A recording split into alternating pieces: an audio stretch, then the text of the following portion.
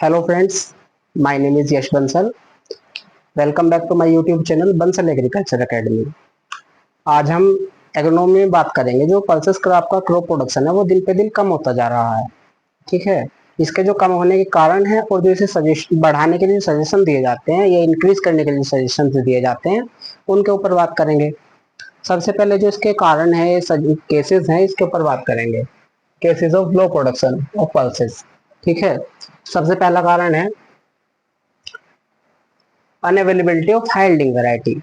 मतलब जो हाइल्डिंग वैरायटी है वो उनका कमी है, जो किसानों को अच्छे तरह से प्रॉपर तरीके से उपलब्ध नहीं हो पाती किसानों को जो हाइल्डिंग वैरायटी है।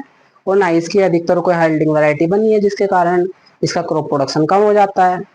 ठीक है, नंबर 2 है यूज ऑफ एक्सपायर फर्टिलाइजर। इसके अंदर क्या होता है, जो किसान होते हैं भारत के अंदर, वो जितने भी पल्सेस क्रॉप को उगाते हैं उनके अंदर एक्सपायर सभी फर्टिलाइजर का यूज करते हैं। ठीक है, कोई अलग से खरीद के नहीं लाते। ठीक, जो कुछ बचा कुचा है वो डाल दिया, अगर नहीं बचा तो नहीं डालते हैं। ठीक, और जो एक्सपायर हो चुका है उसे डाल दिया।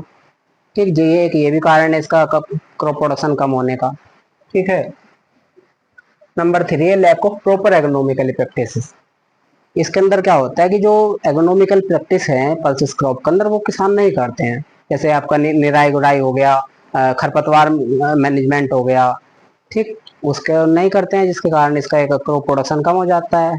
जब खरपतवार अधिक उगेंगे तो कैसे होगा पल्सेस का प्रोडक्शन? वो किसी के रूप में भी नहीं हो पाने का। ठीक, नंबर 4 है इंटरक्रॉपिंग या मिक्स क्रॉपिंग। इसके अंदर क्या होता है कि जो किसान है वो भारत के अंदर जो पल्सेस क्रॉप को इंटरक्रॉपिंग या मिक्स क्रॉपिंग के रूप में ही ग्रो करते हैं। ठीक है, कोई सिंगल क्रॉप के रूप में नहीं लगाते। ठीक, जैसे किसी भी क्रॉप को लगाया तो उसमें जो मुख्य फसल होती है उसकी तो ग्रो हो जाती है, पर इसके जो पल्सेस है वो इसकी ग्रो नहीं हो जाती। इस जिसके कारण इसका भी क्रॉप प्रोडक्शन कम हो जाता है, इसका जो पल्सेस का। ठीक है, नंबर 5 है लैक ऑफ न्यू टेक्नोलॉजी। मतलब न्यू टेक्नोलॉजी का अभाव। इसके अंदर क्या होता है, जो किसान होते हैं वो अपनी जो पल्सेस क्रॉप है उसके अंदर नई टेक्नोलॉजी का यूज नहीं करते हैं, जैसे सोइंग के लिए या उसकी हार्वेस्टिंग के लिए। ठीक है, जिसके कारण भी इसका क्रॉप प्रोडक्शन कम हो जाता है। ठीक, और यह भी एक कारण हो सकता है। नंबर 6 है cultivation of less fertile soil. इसके अंदर क्या होता है, जो भारत के अंदर जो भी किसान है जो पल्सेस क्रॉप को उगाते हैं वो जो इसमें जिस मृदा में फर्टाइल उर्वरकों की कमी होती है उन मृदाओं में इसको अधिकतर उगाते हैं। ठीक है, या जो सॉइल ऊंची नीची है उनमें उगाते हैं, जिसके कारण इसका को प्रोडक्शन कम हो जाता है। ठीक, और ना ही इसके अंदर कोई फर्टिलाइजर डाल रहे तो कम तो होगा ही को प्रोडक्शन। नंबर 7 है इंसेक्ट और पेस्ट। पल्सेस क्रॉप में जो है इंसेक्ट और पेस्ट बहुत ज्यादा लगते हैं, जिसके कारण इसका एक क्रॉप प्रोडक्शन कम हो जाता है और इसका कोई मैनेजमेंट भी अधिकतर किसान नहीं कर पाते। ठीक है, नंबर 8 है डिजीज। देखिए इसमें डिजीज भी बहुत लगती है, वायरस और बैक्टीरिया के द्वारा भी लगती है। ठीक है, जिसके कारण इसका क्रॉप प्रोडक्शन भी कम हो जाता है और इसका अधिकतर किसान कोई मैनेजमेंट नहीं कर पाता है, क्योंकि इसे सब अधिकतर क्योंकि हरी खाद की फसल लिए भी उगाते हैं इसको। ठीक, नंबर 9 है सीड रिप्लेसमेंट। सीड, इसके अंदर क्या होता है, जो किसान होते हैं वो अपनी जो फसल जब उनकी कटती है पल्सेस की तो उसमें से कुछ सीड बचा लेते हैं अगले साल की फसल बोने के लिए। ठीक है, जिससे कारण इसका क्रॉप प्रोडक्शन कम हो जाता है। हमारे देश में क्या है, 20 से 25% जो किसान है वो केवल नया सर्टिफाइड सीड हर साल यूज करते हैं, नहीं तो जो 70। फ्रेंड्स, अब बात करेंगे जो हमारी पल्सेस क्रॉप का प्रोडक्शन इंक्रीज करने के लिए जो सजेशंस हैं उनके ऊपर बात करेंगे। ठीक है, सबसे पहला सजेशन है डेवलपमेंट ऑफ हाइल्डिंग वैरायटी, यानी हाइल्डिंग वैरायटी की हाइल्डिंग प्रजातियों की विकास करना। ठीक है, इसके अंदर क्या होता है, जब हाइल्डिंग वैरायटियों का विकास करना, जब हाइल्डिंग वैरायटी होगी किसानों के पास तभी तो क्रॉप प्रोडक्शन इंक्रीज हो पाएगा। ठीक है, और जब वैरायटी अच्छी नहीं होगी तो क्रॉप प्रोडक्शन कैसे बढ़ेगा? तो इसलिए अच्छी अच्छी किसानों को हाइल्डिंग वैरायटी उपलब्ध कराना। ठीक है, नंबर 2 पे आता है आपका सीड ट्रीटमेंट यानी बीज उपचार। इसमें क्या करते हैं, जब भी आप पल्सेस का क्रॉप सोइंग करते हैं तो उनके सीड्स जो होते हैं उन्हें ट्रीटमेंट करके बोना चाहिए। जैसे केमिकल्स आते हैं थायरम, कैप्टान, एग्रोसंजियन, ठीक है, इनसे ट्रीटमेंट करके बोना चाहिए। इससे क्या होता है, जितनी भी आपकी सीड बोर्न डिजीज हैं वो उनका लगने का खतरा कम होता है। ठीक है, इससे क्या होता है, आपका जो पल्सेस क्रॉप का इससे इस मेथड से 20% जो प्रोडक्शन है वो इंक्रीज हो जाता है। ठीक है, यह भी एक सजेशन है। नंबर 3 पर आता है प्रॉपर एग्रोनॉमिकल प्रैक्टिसेस, यानी लगातार सस्य क्रियाएं करना। इसमें क्या होता है, जो हमारी पल्सेस क्रॉप्स हैं उनमें हम लगातार सस्य क्रियाओं को करना चाहिए। जैसे आपका निराई गुड़ाई हो गया, ठीक है, वीड मैनेजमेंट हो गया, मेड़बंदी हो गया, और बहुत सारी इकोनॉमिकली प्रैक्टिस है, सब उन्हें करना चाहिए। ठीक है, नहीं तो किसान क्या करते हैं, इनमें कुछ भी नहीं करते हैं। इससे आपका प्रोडक्शन इंक्रीज हो जाएगा। ठीक है, नंबर 4 पे आता है टाइम ऑफ सोइंग। आपकी जितने भी पल्सेस क्रॉप्स हैं उन्हें आपको टाइम से सोइंग करना चाहिए। ठीक है, अगर आप लेट सोइंग करते हैं तो इसकी वजह से आपका प्रोडक्शन डिक्रीज होता है। अगर आप बिल्कुल समय से टाइम से आप क्रॉप को ग्रो कर सोइंग करते हैं तो आपका प्रोडक्शन इंक्रीज होगा। नंबर 5 पे आता है प्लांट प्रोटेक्शन, यानी फसल सुरक्षा। इसके अंदर फसल सुरक्षा कह दो या पौध सुरक्षा कह दो, इसके अंदर क्या करते हैं, जो भी हमारे पल्सेस क्रॉप्स हैं उनको जो हमारे डिजीज हैं और बैक्टीरिया के द्वारा लगती हैं कुछ, और जो पेस्ट और इंसेक्ट हैं उनसे हमें क्रॉप की सुरक्षा करनी चाहिए। ठीक है, उसके लिए बहुत से इंसेक्टिसाइड, पेस्टिसाइड्स उनका यूज करके अपन अपनी क्रॉप को बचा सकते हैं। यानी अपनी क्रॉप बचेगी तभी तो अपनी फसल का जो है प्रोडक्शन इंक्रीज होगा। ठीक है, जब फसल स्वस्थ होगी तभी तो प्रोडक्शन इंक्रीज होगा।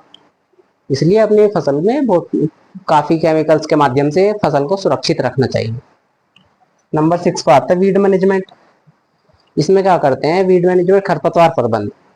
इसमें क्या करते हैं, जो भी अपनी क्रॉप में पल्सेस की खरपतवार उगते हैं उनको या तो हाथ निराई गुड़ाई के माध्यम से निकाल दें, या उखाड़ के निकाल दें, या फिर हर्बिसाइड्स का यूज करके निकाल दें। ठीक है, बाहर के किसान क्या करते हैं, इसके अंदर किसी कुछ भी मतलब वीड मैनेजमेंट के लिए कुछ नहीं करते हैं। ठीक है, जिसके कारण उनका क्रॉप प्रोडक्शन डिक्रीज हो जाता है। इसलिए वीड मैनेजमेंट का खास तौर से प्रबंध करना चाहिए। ठीक है, जिसके कारण आपका, जिसके फलस्वरूप आपका पल्सेस का क्रॉप प्रोडक्शन इंक्रीज होगा। ठीक है, नंबर 7 पर आता है crop harvesting on proper time, यानी फसल को समय से कटाई करना। इसके अंदर जो फसल भी आपकी है उसे अपने बिल्कुल प्रॉपर समय से, जब वो मैच्योर हो जाए तब उसको काटना चाहिए। बहुत से किसान क्या करते हैं, वो उसे टाइम से काटते नहीं है, लेट काटते हैं, जिसके कारण उसके जो ग्रेन्स होते हैं, दाने होते हैं, वो झड़ जाते हैं। ठीक है, जिसके कारण आपका क्रॉप प्रोडक्शन डिक्रीज हो जाता है। इसलिए आपको जो क्रॉप है उसे आपके प्रॉपर टाइम से हार्वेस्ट करना चाहिए। ठीक है जी, इससे आपका क्रॉप प्रोडक्शन इंक्रीज होगा। नंबर 8 पे आता है क्रॉप रोटेशन। क्रॉप रोटेशन भी अपनाना चाहिए। हमारे भारत के किसान क्रॉप रोटेशन नहीं अपनाते हैं। अगर आप क्रॉप रोटेशन अपनाएंगे पल्सेस क्रॉप में तो आपका क्रॉप प्रोडक्शन इंक्रीज होगा। ठीक है, नंबर 9 पे है यूज ऑफ क्वालिटी सीड, मतलब उच्च गुणवत्ता वाले बीजों का उपयोग करना।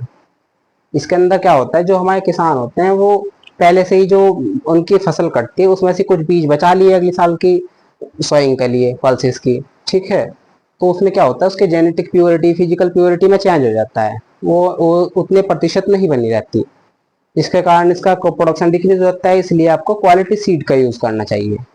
ठीक है, मीन्स सर्टिफाइड सीड, हर साल सर्टिफाइड सीड का यूज करना चाहिए सोइंग के लिए। ठीक है, और आपका नंबर 10 पे आता है use of quality manure and fertiliser, यानी कि गुणवत्ता वाले खाद और उर्वरकों का उपयोग करना। ठीक है, इसके अंदर क्या करते हैं, जो भी आप किसान क्या करते हैं, पल्सेस क्रॉप में जो बचा कुचा फर्टिलाइजर है वो डाल दिया, तो कमर्शियली खरीदते नहीं है। इसलिए आपको अच्छे से अच्छा गुणवत्ता वाला जो फर्टिलाइजर और मैन्योर है वो अपनी पल्सेस की क्रॉप में डालना चाहिए, जिससे आपका क्रॉप प्रोडक्शन इंक्रीज होगा। ठीक है, नंबर 11 पे आता है प्रॉपर इरिगेशन। किसान क्या करते हैं, जो पल्सेस क्रॉप है उनके अंदर इरिगेशन नहीं करते, वो सब वर्षा के ऊपर निर्भर होते हैं। ठीक है, इसलिए उसमें आपको इरिगेशन करना चाहिए।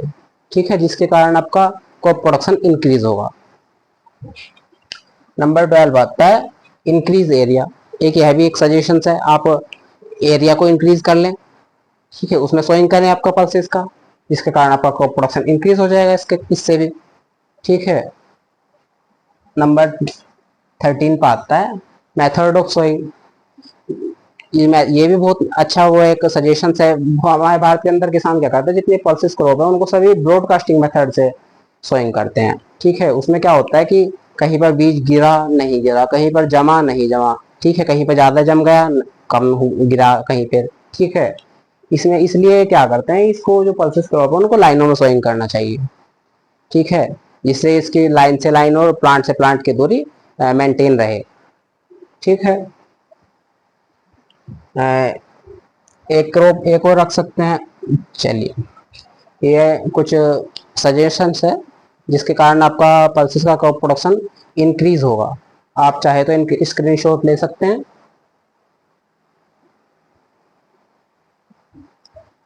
Okay, thank you.